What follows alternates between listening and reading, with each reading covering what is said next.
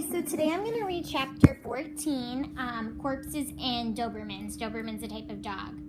This is of the Liberation of Gabriel King, and I'm on page 79. Frida was real sore at me after that. So if you remember, Gabe smushed her centipede that they named Gilligan. Frida was real sore at me after that, despite the real nice funeral we held in her backyard. She didn't call me on the phone or ask me to come over for 2 whole days. And when we finally did get together, it was another day and a half before things were back to normal. Only they weren't exactly back to normal. Frida didn't mention our lists again, not even when I told her I'd crossed off number 23 since she'd forgiven me. Life was strained. Summer was at its peak. You couldn't move an inch without breaking a sweat, and there's nothing worse than suffering in the heat while your best friend is sore at you. The only saving grace was the bicentennial. Remember, bi means 2, cent means 100, so bicentennial is when America turned 200. It was on its way, and we were all real excited.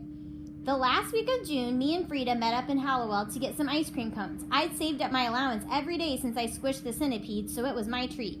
Frida got a strawberry cone, and I got a vanilla one, and we sat on the lawn in the front of the town hall to eat them.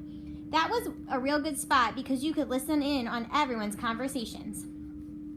You get those fireworks set for the 4th, Joe? How about them sparklers for the kids? Who's in charge of the parade floats this year?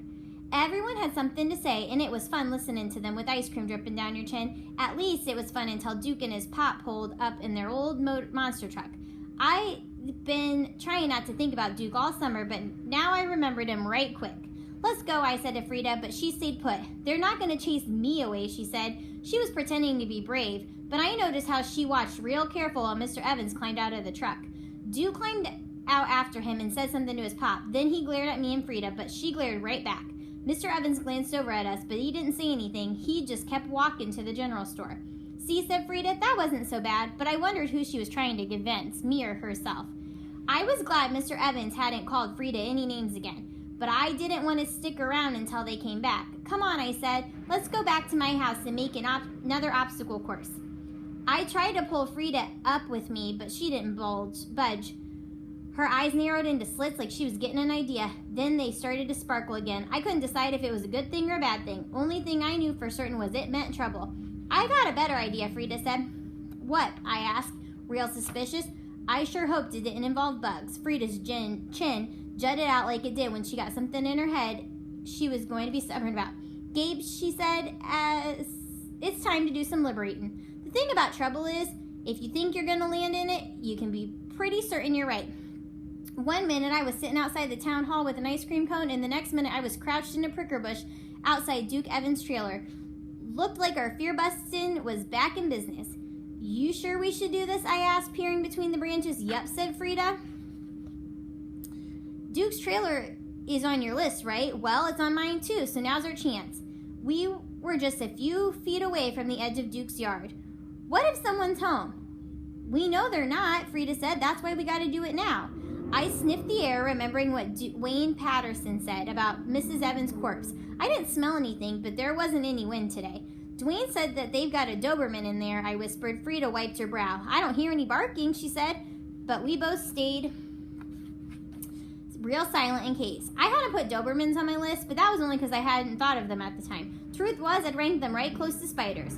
Didn't your mama and daddy tell you not to come around here? I said. I could hear Miss Wilson's voice in my head. Don't you go near that place, you hear me, Frida Wilson? She said it 100 times. Then I thought about Pop, what he told me and Frida about needing to watch ourselves. Maybe this is what he'd meant. Pop said we ought to be careful, I started, but Frida interrupted me. Hush up, she said.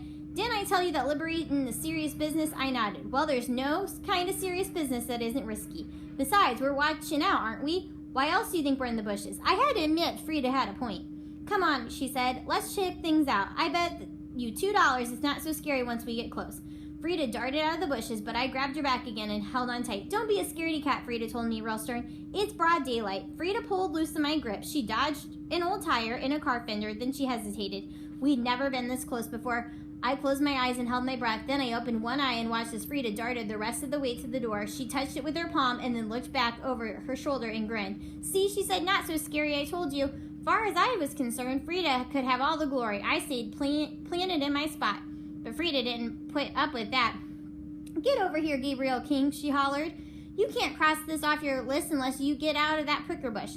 I crawled out and scooted around to the back of the trailer where Frida was trying to see in the back window. There were 1,000 voices screaming inside my head, and every one of them was telling me to run, but Frida couldn't hear them. "Let's see if Mrs. Evans' corpse is really there," she said. "I'll give you a boost." I shook my head. "No way. You have to," Frida told me. "I'm too big for you to boost up, and we can't see even in our tiptoes. All you got to do is look. What if I see her?" Frida was making her hands into a cup shape, so I had to step into them. "Well, you can cross corpses off your list too." "Huh, I hadn't thought of that. I guess the quickest way out of there was to take a peek." So I put one foot in Frida's palms and rested the other on the side of the trailer to balance. Then I put my hands on the window and pulled myself up. The wood was scratchy beneath my palms. "What do you see?" Frida asked. "You see Miss Willie Evans? Is she dead?" Frida was pouring out questions, but truth was I couldn't be exactly sure what I saw. The old curtain hanging over the window made everything look ghostly white. I don't know if you can hear, they're cutting a tree down next to my apartment. "I see some furniture," I said, "and there's a pile of clothes in the corner. There's some shoes in a pile, and wait, were those shoes or were they feet? Sure did look like feet. Maybe underneath that pile of rags was Duke's dead mama. Maybe that's why our parents didn't want us near here." I turned to Frida, but all I saw was Mrs. Evans coming at me with a broom. "You kids get out of here!" Frida let loose such a high-pitched scream, a dog started yelping from across the street. She pulled her hands out from under my feet so fast I didn't know what had happened. One minute I was peeking into the window, trying to trace the outline of a corpse, and the next minute I was lying on my back in a cloud of dust, and Miss Evans was raising her broom high above my head. For a minute I was frozen stiff, but then that broom was coming down quick. I rolled to my side and clambered to my feet. I felt like I'd been hit by an 18-wheeler, but I got up and ran like the dickens. "Don't you kids be coming around here. I don't want to catch you near this place ever again, and if I do, I could hear her yelling after us halfway back to my place. On every other occasion, Frida could run faster than me, but I was so scared I outbeat her to my trailer. I got there a full minute before she did. Frida could barely catch her breath. Can you believe it? Did you see?" She lay down on the ground, sprawled out like a limp rag doll, and I sat down beside her, my heart still thumping. "Gabe," she said at last, breathing hard, "I think we nearly got ourselves killed." That was the God's honest truth. We'd gone in worrying about one corpse, and we come out worrying about two. So what she means, they worried about Duke's dead mom, but when the two corpses would have been them dying if Duke's mom got him. Okay, so we'll be on chapter 15 next. Bye.